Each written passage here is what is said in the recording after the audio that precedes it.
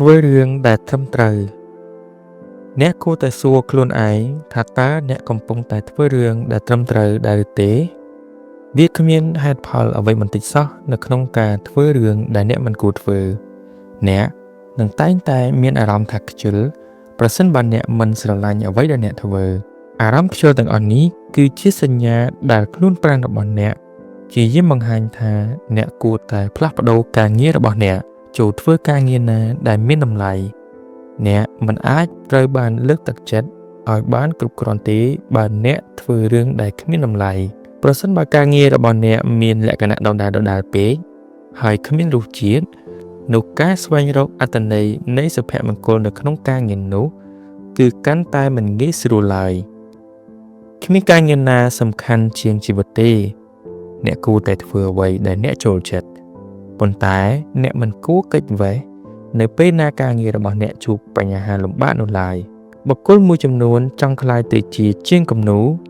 ប៉ុន្តែគាត់បែរជាក្លាយទៅជាគណនេយ្យករទៅវិញ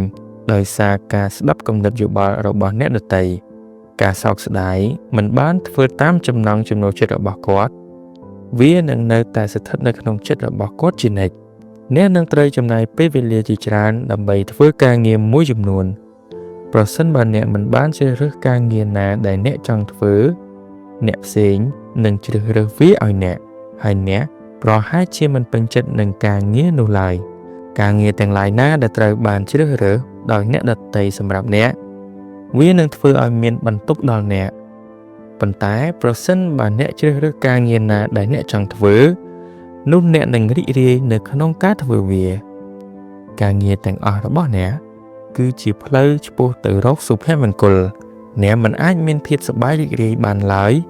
បើសិនអ្នកមិនពេញចិត្តជាមួយនឹងការងាររបស់អ្នកអាចនឹងមិនមានអារម្មណ៍ថាចង់ធ្វើការងារទេបើអ្នកមិនចូលចិត្តការងារនោះតែបើអ្នកស្រឡាញ់ពេញចិត្តការងាររបស់អ្នកវិញនោះអ្នកនឹងធ្វើវាដោយគ្មានភាពខ្ជិលច្រអូសនោះឡើយហើយអ្នកអាចនឹងលែងគិតពីភាពខ្ជិលច្រអូសទាំងស្រុងខ្ញុំក៏មានដំបូន្មានដ៏តូចមួយសម្រាប់អ្នកប្រសិនបើអ្នកមិនស្រឡាញ់ការងាររបស់អ្នកនោះអ្នកគួរតែចាប់ផ្ដើមរកវិធីដើម្បីចាកចេញពីការងារនោះឲ្យបានកាន់តែឆាប់កាន់តែល្អអ្នកមិនអាចមានភាពរីករាយជាមួយនឹងការងារដែលសៅហ្មងឡើយការស្រឡាញ់ពេញចិត្តនៅការងារទាំងអស់ដែលអ្នកធ្វើនោះវានឹងជួយធ្វើឲ្យដំណើរជីវិតរបស់អ្នកមានភាពងាយស្រួលជាងមុនចូលស្ដាប់ដួងចិត្តរបស់អ្នកវានឹងបង្ហាញផ្លូវដល់អ្នកការធ្វើការងារដែលអ្នកស្រឡាញ់មិនមានន័យថាអ្នកត្រូវរត់គេចចេញពីបញ្ហាទាំងឡាយណាដែលស្មុគស្មាញនៃការងាររបស់អ្នកនោះទេវាមិនមានន័យថាអ្នកមិនចាំបាច់ត្រូវចំណាយសក្តានុពលរបស់អ្នក 100% ដើម្បីធ្វើវាហើយវាក៏មិនមានន័យថាអ្នកលែងក្លាយទៅជាមនុស្សខ្ជិលច្រអូសនិងចាំបាច់ត្រូវប្រឹងប្រែងនោះដែររាល់ពេលណាដែលយើងចាប់ផ្ដើមធ្វើរឿងអ្វីមួយថ្មីកម្លាំងចិត្តរបស់យើងតែងមានកម្រិតខ្ពស់ហើយចាប់ផ្ដើមធ្វើវាដោយសេចក្តីសោមនស្សរីករាយប៉ុន្តែមិនយូរប៉ុន្មានកម្លាំងចិត្តនោះនឹងត្រូវបានបាត់បង់ពេលនោះភាពស្មុគស្មាញជាក់ស្ដែងរបស់ការងារនឹងចាប់ផ្ដើមលេចជារូបរាងចេញឡើងបញ្ហាជាច្រើនចាប់ផ្ដើមកើតមានឡើងហើយបន្ទាប់មក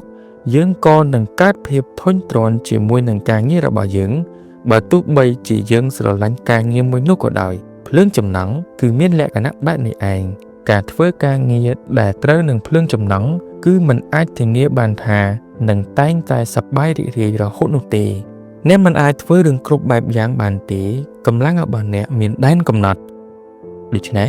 អ្នកត្រូវចំណាយកម្លាំងឲ្យមានប្រសិទ្ធភាពខ្ពស់តាមតែអាចធ្វើទៅបានអ្នកមិនអាចខ្ជះខ្ជាយថាមពលច្រើនជ្រុលរហូតដល់នឿយហត់ខ្លាំងហើយគ្មានទទួលបានលទ្ធផលអ្វីមកវិញនោះឡើយចិត្តរបស់អ្នកអាចទល់ទន់ទៅរកការបោះបង់ប្រសិនបើអ្នកមិនឃើញលទ្ធផលអ្វីពីការងាររបស់អ្នកក្រៅពី stress និងភាពនឿយហត់ខ្លាំងអ្នកគួរតែចំណាយកម្លាំងរបស់អ្នកទៅលើការងារណាដែលចាំបាច់ហើយការងារណាដែលមិនសំខាន់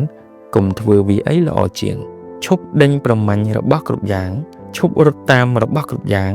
អ្នកត្រូវតែប្រឹងប្រែងធ្វើការងារដើម្បីឲ្យខ្លួនឯងរីកចម្រើនជាមុនសិនដូច្នេះហើយអ្នកនឹងអាចស្រូបទាញរបស់គ្រប់បែបយ៉ាងបានដោយងាយចូលផ្ដោតលើភាពរីកចម្រើនរបស់អ្នកគ្រប់យ៉ាង និងដំណើរការទៅរលូនដោយខ្លួនឯងជប់គិតនៅក្នុងចិត្តថា